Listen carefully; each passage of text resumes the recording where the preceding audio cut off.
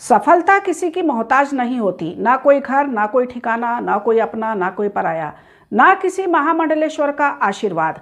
महाकुंभ में वायरल हुए अभय सिंह इन दिनों सुर्खियों में हैं।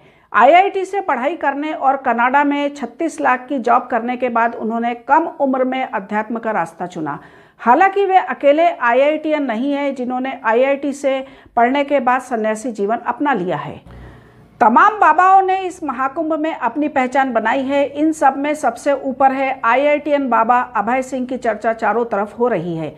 मीडिया और कंटेंट क्रिएटर पूरे दिन अभय सिंह के चारों ओर घूमते दिखाई दे रहे हैं, लेकिन अब हम उन्हें आईआईटीएन बाबा नहीं कहेंगे क्योंकि उन्होंने खुद कहा है कि मुझे आईआईटीएन बाबा मत कहिए। चलिए बात करते हैं अभय सिंह की। आईआईटी बॉम्बे से पास आउट अभय सिंह ने इस महाकुंभ में अपनी अमिट छाप छोड़ी है।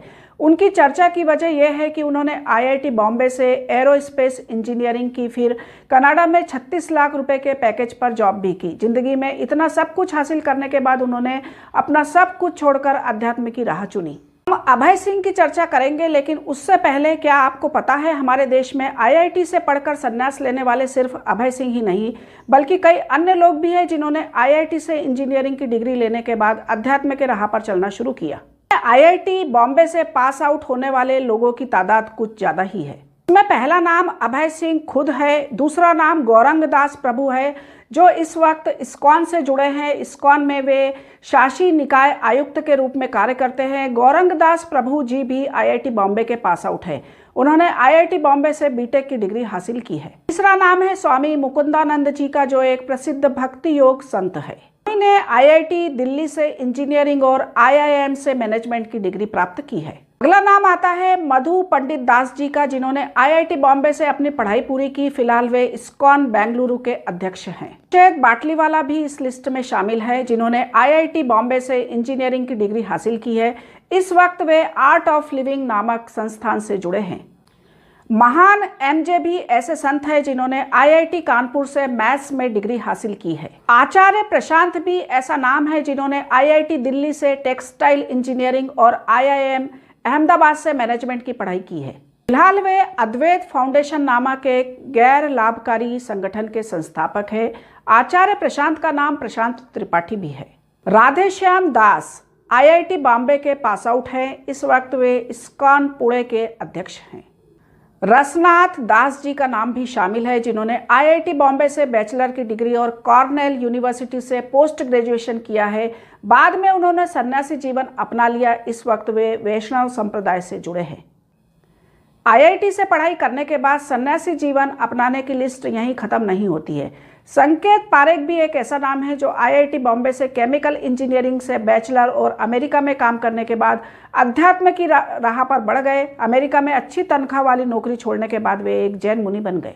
अविरल जैन ने भी आईआईटी बीएचयू से कंप्यूटर साइंस से बैचलर की डिग्री ली है। फिलहाल वे जैन भिक्षु के रूप में अपना जीवन व्यतीत कर रहे हैं। तो अब बात करते हैं अभय सिंह की। हर कोई अभय सिंह के संन्यास की वजह जानने के लिए उत्सुक है। दूसरी तरफ उन्होंने अपने परिवार और पिता के खिलाफ हैरान कर देने वाला बयान देकर सबको चौंका दिया है। अभय सिंह ने माँ बाप को शैतान तक कह दिया है और कहा कि पिता का विनाश निश्चित करके आया हूँ। अभय सिंह से जब घर वापस जाने के बारे में पूछा जाता है तो वे कहते हैं पिता के लिए टाइमलाइन बनाकर रखी है। उनके कर्म बहुत ही खराब है, रिश्ते के चक्कर में मैनिपुलेट कर रहे हैं। भगवान राम को भी कर्म निभाना पड़ा था। पिता कर्ण सिंह के घर बुलाने पर कहते हैं कौन से घर बुला रहे हैं, सब जानता हूँ। के अनुसार अभय सिंह ने बताया कि वे जब चौथी पांचवी क्लास में थे तब उन्होंने फिनाइल पी लिया था। उन्होंने कहा घर से दूर जाना था, वो टॉर्चर चैम्बर था। साथ ही कहा कि जब शैतान के रूप में माँ बाप मिले तो कैसा लगेगा।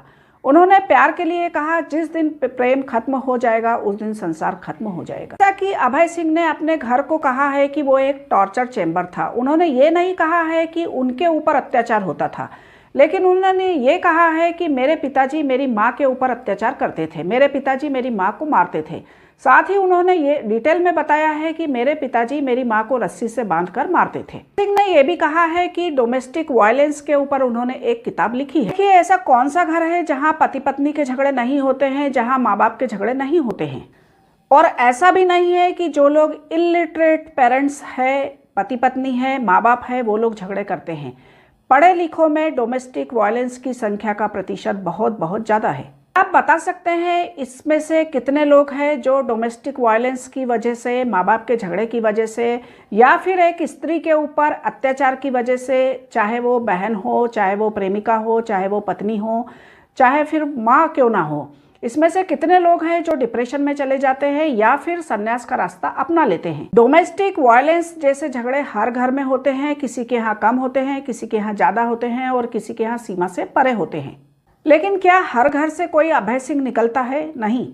मैं किसी भी तरह से पति पत्नी के झगड़े का, माँ बाप के झगड़े का या फिर डोमेस्टिक वायलेंस का फेवर नहीं कर रही हूँ, लेकिन मैं ये बताना चाहती हूँ कि हर बच्चे की मानसिक स्थिति, मेंटल कंडीशन अलग अलग होती है। अभय सिंह के कई इंटरव्यूज मैंने देखे हैं। उन्होंने अपनी माँ के ऊपर हुए अत्याचार का जिक्र किया, साथ ही उन्होंने यह भी बताया कि उनकी जो गर्लफ्रेंड थी उसके साथ बचपन में रैप हुआ था, उसके बाद उसकी शादी हो गई और शादी के बाद उसकी शादी भी नहीं टिक सकी, जिसके कारण वो मेंटली बीमार हो गई। साथ ही उन्होंने अपनी बहन का भी जिक्र किया है और उन्होंने ये कहा कि जब मेरी बहन प्रेग्नेंट थी, तब वीज़ा नहीं मिलने की वजह से मेरी माँ मेरी बहन की हेल्प करने के लिए नहीं जा सकी। किसी के जीवन में सुख और दुख दोनों ही लगे रहते हैं, लेकिन हर इंसान का अपना मानसिक स्थिति, मेंटल कंडीशन डिफरेंट होती है। यही मेंटल कंडीशन होती है जो उसे डिप्रेशन में लेकर जाती है या फिर सन्यासी बनने की राह की ओर अग्रसर करती है। अभय सिंह ने IIT से बैचलर किया है। यही बात इस बात को साबित करती है कि उन्हें साइंस का बहुत अच्छा नॉलेज है।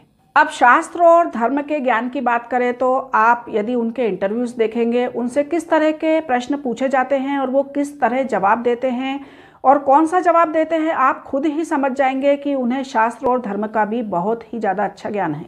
एक इंटरव्यू में एक प्रश्न उनसे पूछा जाता है, क्या आपको भूतों से डर नहीं लगता? वे कहते हैं एक इंसान ही इंसान के लिए सबसे ज़्यादा खतरनाक है, भूत तो सब बहुत फ्रेंडली होते हैं। अब यदि वे कहते हैं मैं भगवान हूँ, इसमें क्या गलत है?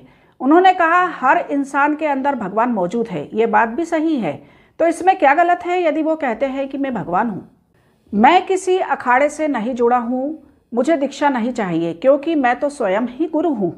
आप उनके वीडियोस देखेंगे और सुनेंगे तो आप समझ जाएंगे कि वास्तव में उनमें ज्ञान का अपार भंडार है। कहा जाता है विश्वास पर दुनिया कायम है। अभय सिंह कहते हैं यदि मैं अपनी जान की रक्षा के लिए महादेव को बोलता हूँ तो इसका मतलब है कि मैं महादेव पर भरोसा नहीं करता। भगवान के रास्ते पर, धर्म के रास्ते पर चलने की राह गलत नहीं है, लेकिन हर परिवार का, हर माँ बाप का सपना होता है कि बच्चे बड़े हो, उनका कैरियर बने, वो अपने जीते जी उनकी शादी देखें, उनके बच्चे देखें।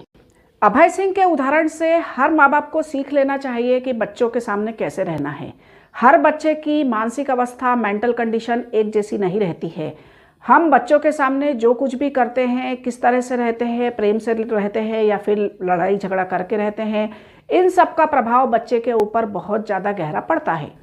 बाद में जब अभय सिंह के पिता कर्ण सिंह से भी इस बारे में बात की गई तो उन्होंने इन सभी बातों को स्वीकार किया और दूसरे माँ बाप के लिए, दूसरे माता पिता के लिए, पेरेंट्स के लिए भी यही शिक्षा दी है कि इस तरह का लड़ाई झगड़ा ना करें। जो रास्ता अपनाया है इस बारे में आप क्या सोचते हैं, कमेंट करके ज़रूर बताइए और ताज़ा अपडेट्स के लिए हमारे साथ बने रहिए। Please subscribe. Thank you.